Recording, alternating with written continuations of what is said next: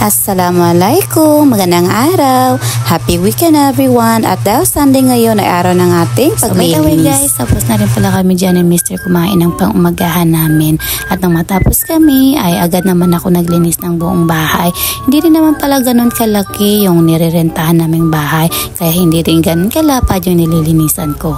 Pagkatapos ko pala dyan maglinis sa loob ng bahay ay nagwalis-walis naman ako dyan sa labas.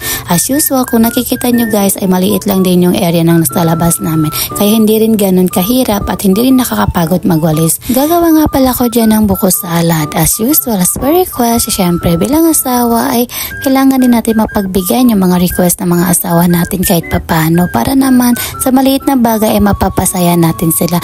Kaya kanina habang ako'y naglilinis siya naman ay busy kakabiyak ng nyug. Bago ko nga pala makalimutan, shout out nga pala sa may-ari ng buko na to. Salamat!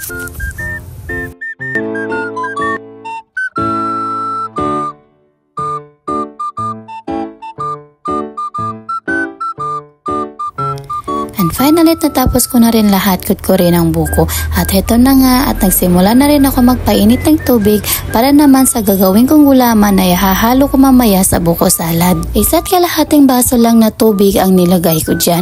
At yung ginamit ko nga palang tubig ay yung tubig na nanggaling sa buko para naman yung ating gulaman ay manamis. Siya nga pala at isang sachet lang pala na gulaman yung ginawa ko dyan dahil kaunti lang naman yung buko na gagawin kong salad. Pagkatapos ay hinalo-halo ko na yung gulaman at nang sa ganun ay mamelt na siya agad. Fast forward na nga at nung medyo okay na siya ay nagsaka naman ako nagpasuga ng apoy. Maya-maya pa ay nung medyo malapot na yung ating gulaman ay saka ko siya dali-dali habang pinapalamig ko yung gulaman at heto at nag-slice naman ako kaagad ng nang matapos na ako mag-slice ng cheese at gulaman ay nilagay ko na or hinalo ko na yung buko sa ating gulaman. At naglagay na rin pala ako dyan ng Nestle cream, condensed milk, pandan palang pinili ko para swak sa ating salad. At syempre, hindi mawawala talaga yung ating cheese kanina. Dahil yan talagang nagpapasarap sa ating mga dessert.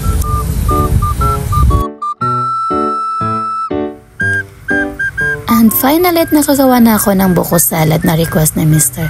Ipapalamig ko lang to sa ref nang sa ganon ay makain na rin ng aking asawa.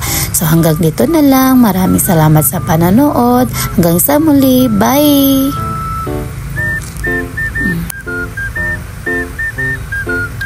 Follow me for more.